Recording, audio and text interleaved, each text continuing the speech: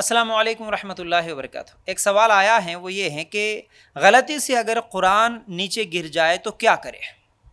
हाँ, ये सवाल बहुत ज़्यादा आता है, लोग इस पर बहुत ज़्यादा डर जाते हैं। बहुत सारे लोग बिदअतें भी शुरू कर दिए, कुरान नीचे गिर गई तो ये हो जाता, अज़ाब आ जाता। अब क्या करना, आप 5 किलो गेहूँ निकालना, 5 किलो नमक निकालना, 5 किलो शक्कर इनको बांट देना, फिर ऐसे ऐसे घुमा के ये रख देना, वो करना ये करना। बहुत सारे कुरान के ताल्लुक से इतना डर बिठा के रख दिए, इसलिए आज मुसलमान कुरान से भी दूर है। इसलिए क्या करते नहीं भी, कुरान बोले तो बहुत ऐसी किताब है कि इसको कभी निकालना ही नहीं। अब निकाले तो शायद हाथों से गिर सकती है, निकाले बार बार पढ़े तो फट सकती है, पेपर है फट सकता है, बोसीदा हो सकता है, पुराना हो सकता है। इसलिए क्या करना, उसको अच्छे गिलाफ में बांध के फिर वो एक बॉक्स में सूटकेस में रख के अलमारी के ऊपर, नहीं तो फिर ऐसी जगह पर रख देना कि जहाँ पर अगर हमारा दिल चाहे तब भी हम उसको ना निकाल सके, उसको छू ना सके, पकड़ ना सके, ऐसा ऊपर रख दो, उसको हिफाजत के साथ अलमारी में लाक करके रख दो। अगर निकालेंगे तो वो या तो रमज़ान में निकालेंगे या नहीं तो घर में कोई मर गए तो निकालेंगे। बस इस तरह अगर कुरान को रख दिए, क्योंकि यही लोग डरा के रख दिए, कुरान गिर गए तो ये होता, कुरान फट गए तो ये होता, कुरान बोसीदा हो गए तो ये होता, इसलिए उसको निकालो मत, बस हिफाजत के साथ रख दो। गलत है। कुरान हिदायत के लिए आई, कुरान तिलावत करने के लिए आई, कुरान पढ़ने के लिए आई। कुरान पढ़ने से सवाब मिलता, कुरान तर्जुमे के साथ पढ़े तो हिदायत मिलती, हलाल हराम में तमीज़ क्या है मालूम हो जाता, शिर्क और बिदअत में फ़र्क क्या है मालूम हो जाता, गलत रास्तों से बच सकते, जहन्नम के रास्ते से बच सकते, जन्नत के रास्ते पे चल सकते। बहुत सारे फ़ायदे हैं इसके। तो क्या कुरान गिर जाए, हाँ अगर हम लोग देखिए, कुरान रखना है तो कहीं पर भी पाक साफ जगह, ऊंची जगह, अच्छी जगह रखो जो आसानी के साथ हम हमेशा डेली हर दिन पढ़ सके।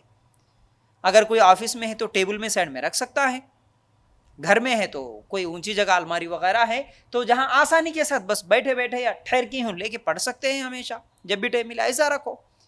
हाँ, एहतियात करो, बेअदबी मत करो, कुरान को जानबूझ के नीचे मत गिराओ। हाँ, अगर एक मरतबा कहीं से गिर गया तो फिर दोबारा उस जगह मत रखो कि यहाँ रखने से गिरने के चांसेस है।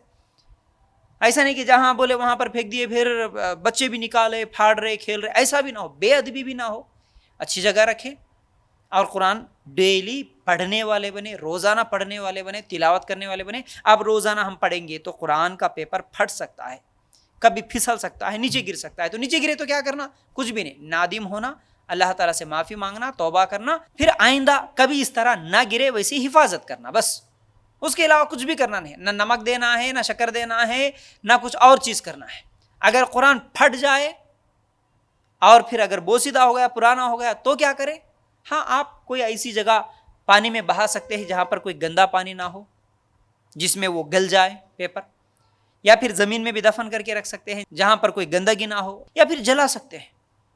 नहीं, कुरान जलाते क्या, लोगों को एक डर, नहीं, जला सकते हैं।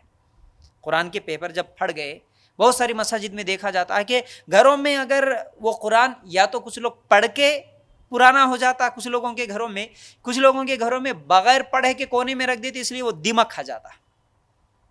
फिर उसको लेके आके क्या करते, अब क्या करना भाई, हमारे घर में रखे तो कुरान घर में पड़ गया, कुछ तो भी होता होगा नुकसान, अब इसको निकाल के सीधा मस्जिद में रख दो। कई मसाजिद में जो कुरान पढ़ते ने लेके आके पूरे शहर वालों के, गांव वालों के, सबके लिए क्या, घरों से लेके आके मस्जिदों में रख देते। अब मस्जिद में भी कोई आता नहीं, कोई निकाल के कुरान पढ़ता नहीं, अब वैसे ही रख रख के मस्जिदों में दिमाग लग जाती है, पेपर पूरे इधर उधर उड़ने लगते हैं।